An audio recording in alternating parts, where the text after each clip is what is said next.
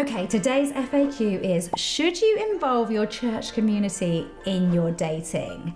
Oh, I know so many people who keep dates secret because it can just get sticky when other people get involved. You know, you don't want the pressure of feeling like you've got to marry them when you're just working things out. You don't want the whole church to be waiting to see how it goes or to have an opinion or to chip in. And I see that, and I think that that's very frustrating. If you're dating someone in secret, you probably shouldn't be dating them.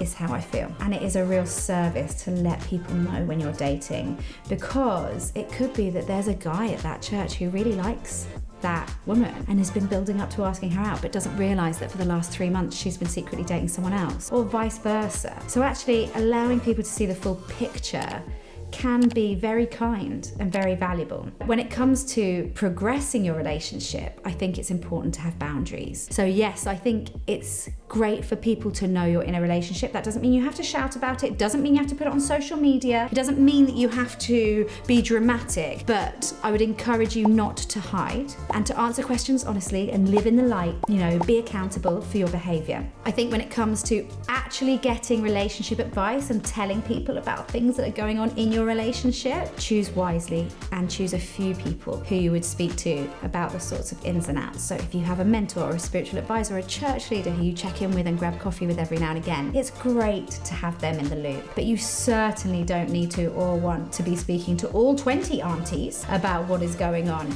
It doesn't need to be a group decision, every single move in your relationship. And actually, you know, your capacity to, now this is difficult, but your capacity to forgive your partner is greater than somebody else's capacity. And if you always tell the people in your church when you've had an argument and you're telling it from your perspective, and when something's gone wrong or where something's not right, you may find that they end up not liking your partner at all. Maybe that's right, maybe you shouldn't be with them, or maybe they just don't have the full picture, they don't have the full perspective, and they're finding it very hard to move past something that you are in time able to move past. So you need the accountability. Things should be in the light, but it's not a group decision. It is not, you don't need to pull people or take a survey to see the best way forwards in your relationship. And you need to be well thought through and consider different angles when you're speaking to people about what's going on in your relationship. And also that means choosing people who will be able to see past your emotion in the situation and pray that they get divine wisdom, divine eyes to help you manage any conflict